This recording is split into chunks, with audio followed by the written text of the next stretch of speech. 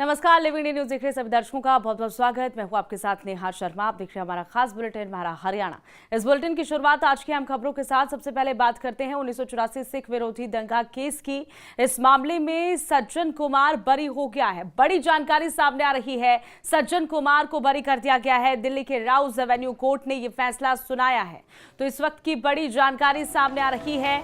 1984 सिख विरोधी दंगों केस में ये बड़ी अपडेट सामने आई है। दंगा केस में मामले में कांग्रेस नेता सज्जन कुमार को बरी कर दिया गया है। दिल्ली के राउज एवेन्यू कोर्ट ने यह फैसला सुनाया है। तो राउज एवेन्यू कोर्ट की तरफ से यह फैसला सुनाया गया। 1984 दिल्ली सिख विरोधी दंगा केस से जुड़ा यह मामला सामने आया।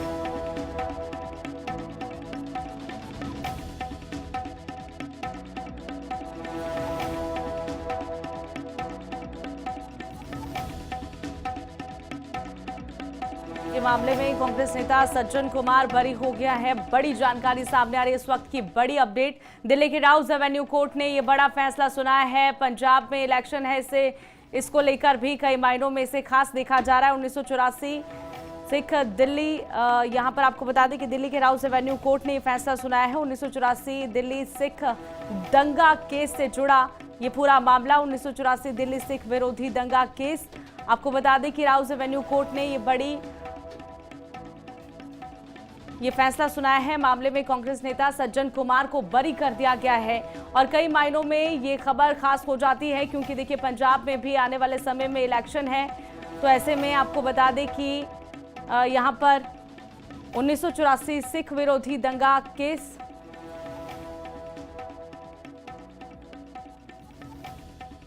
तो इनके ऊपर कई सारे मामले दर्ज है, जिसमें से कई सारे मामलों में से एक केस में बरी कर दिया गया है। दिल्ली राउज एवेन्यू कोर्ट ने यह फैसला सुनाया है। 1984 सिख विरोधी दंगा केस से जुड़ी ये बड़ी अपडेट है। आपको बता दें कि दिल्ली सिख विरोधी दंगा केस से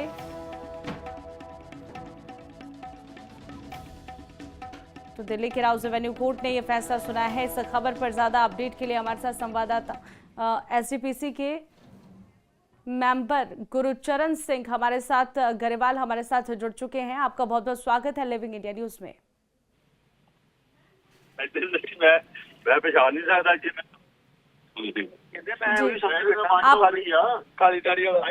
गुरुचरण जी, आप किस तरीके से देखते हैं इस पूरे मामले को? 1984 जी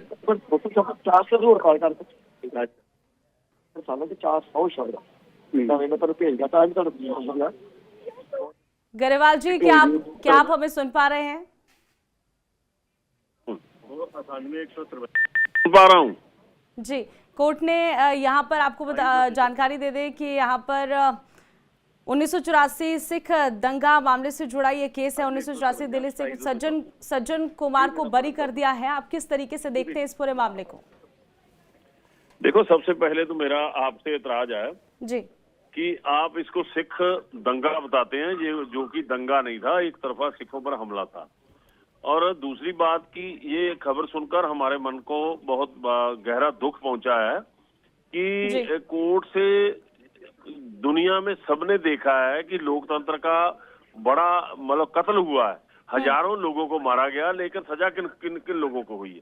जिन लोगों के ऊपर ये मामला बताया जा रहा है कोर्ट में, ठीक है, मैं समझता हूं कि जो सरकार के मिले हुए लोग थे जिन्होंने केस को अच्छी तरह परस्यू नहीं किया, ये भी एक साजिश है। ये भी सिखों के खिलाफ एक बहुत बड़ी साजिश है। हमारे लिए मन में काफी दुख है कि एक दोषी आदमी को कोर्ट ने बरी कर दिया है।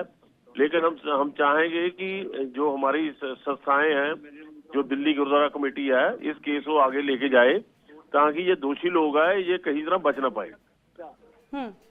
चलिए, शुक्रिया तमाम जानकारी के लिए गुरुचरण जी, आप हमारे साथ जुड़े, इन्फॉर्मेशन साझा की। तो देखिए 1984 दिल्ली सिख दंगा केस से जुड़ा ये मामला सामने आया है। मामले में अब कांग्रेस नेता सज्जन कुमार को बरी कर दिया। हालांकि कई सारे मामले इन पर पहले से दर्ज थे, लेकिन एक मामले में बरी कर दिया गया है। दिल्ली के राउज एवेन्यू कोर्ट ने ये बड़ा फैसला सुनाया है।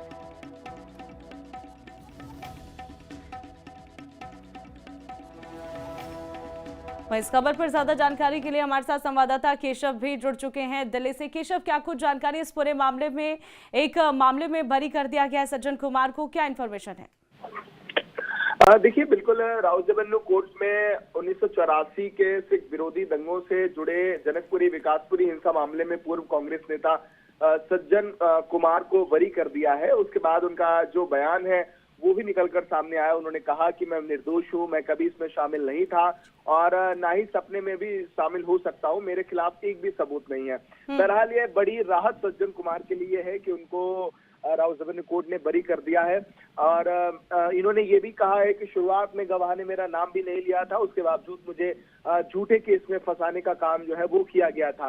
अब इस पूरे मामले में आखिरकार कोर्ट का क्या रुख रहेगा, इस पर भी नजर डाल लेते हैं, क्योंकि राउज़ेवेन्यू कोर्ट ने 1 नवंबर 2023 को सज्जन कुमार का बयान दर्ज किया था। उन्होंने अपने ऊपर लगे हुए तमाम आरोपों पर इनकार किया था कि उन्होंने ऐसा कुछ भी नहीं किया है। उसके बाद एक कमेटी बैठी और जांच हुई और जांच में निकलकर तमाम साक्ष्य सामने आए। कोर्ट को लगा कि सज्जन कुमार को बरी करना है। उसके बाद कोर्ट ने फैसला लिया और आज ये फैसला सज्जन कुमार के लिए बेहद कहीं ना कहीं उनके लिए राहत भरा है, क्योंकि उन्होंने जब ये फैसला सुना उसके बाद उनकी टिप्पणी भी इस पर निकलकर सामने आ चुकी है। केशव, कौन कौन से मामले इन पर दर्ज किए गए थे? हालांकि ये भी जानकारी है कि इससे पहले भी कई सारे केस थे, सिर्फ एक केस में बरी किया गया है। कौन कौन से वो मामले थे?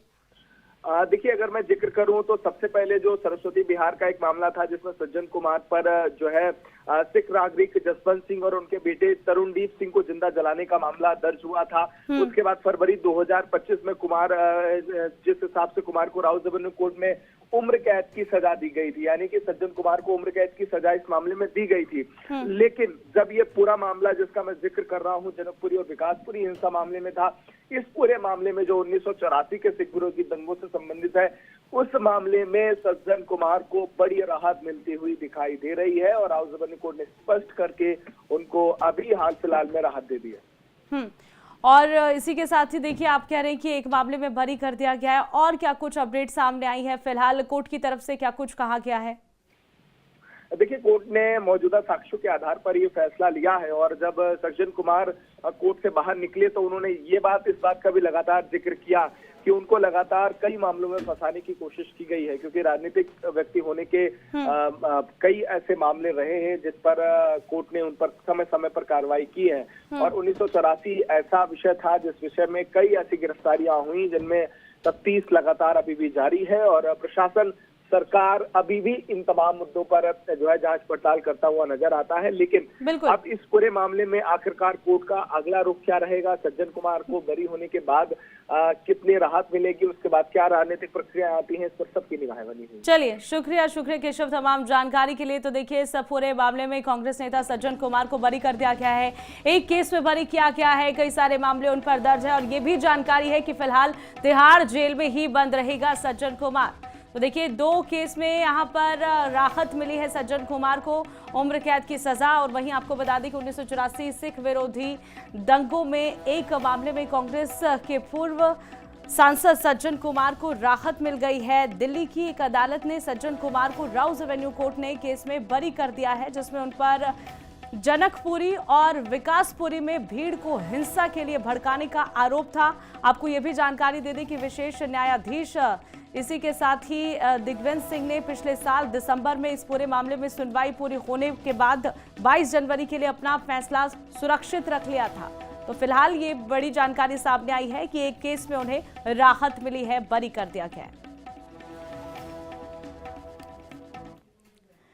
तो चलिए, खबरों में आगे बढ़ते हैं, जान लेते हैं सीएम नैब सिंह सैनी आज कौन कौन से दौरे पर रहने वाले हैं। सीएम नैब सिंह सैनी का आज कुरुक्षेत्र दौरा है। कुरुक्षेत्र में प्री बजट बैठक पर करेंगे चर्चा।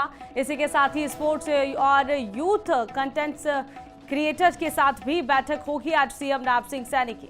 स्किल एंटरप्रेन्योर्स के साथ भी प्री बजट पर बैठक करेंगे मुख्यमंत्री। वहीं आपको जानकारी दे दें कि संगठन ग्रुप के साथ भी कांग्रेस की प्री बजट पर चर्चा होगी। तो यहां पर बैक टू बैक बैठकें आज रहने वाली है सीएम नैब सिंह सैनी का। आज कुरुक्षेत्र दौरा है, सीएम नैब सिंह सैनी आज कुरुक्षेत्र दौरे पर रहेंगे। वहीं आपको बता दें कि आज बैक टू बैक उनकी बैठकें रहने वाली है। एंटरप्रेन्योर्स के साथ भी बैठक करेंगे, कंटेंट क्रिएटर्स के साथ बैठक करेंगे। सीएम नैब सिंह सैनी का आज कुरुक्षेत्र दौरा है और बेहद खास ये दौरा है कई मायनों में। तो चलिए खबरों में आगे बढ़ते हैं। कांग्रेस पर सीएम नैब सिंह सैनी ने तंज कसा है। राहुल गांधी हरियाणा आए थे। राहुल गांधी के दौरे पर कटाक्ष करते सीएम नैब सिंह सैनी नजर आए हैं। कांग्रेस में गुटबाजी है, सीएम नैब सिंह सैनी ने कहा है। मुख्यमंत्री ने कहा है कि कांग्रेस को जनता ने जानकारी यहां पर पूरी तरह से नकार दिया है, ये कहा गया है। कांग्रेस के चुनावी दावे खोखले साबित हुए हैं धरातल पर। कांग्रेस ने हमेशा नकारात्मक राजनीति करने का ही काम किया है, तो कई कटु वचन कहते नजर आए हैं सीएम नैब सिंह सैनी। बीते कल राहुल गांधी का दौरा था, हरियाणा दौरा था, ऐसे में मुख्यमंत्री ने इस पर कटाक्ष किया है। क्या कुछ कहा है, आपको सुनवाते हैं। मैं ये कहना चाहता हूं कि भाई ट्रेनिंग दें, अच्छी बात है, परंतु कांग्रेस किस प्रकार का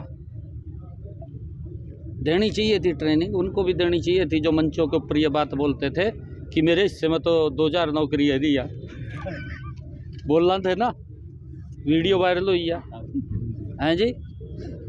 और एक ने तो यूँ कह दिया, कहा जी नौकरी दे दो, कहा एक नौकरी के 50 वोट के बदले में एक नौकरी मैं दे दूंगा, कहा कई प्रकार की बातें हुई हैं।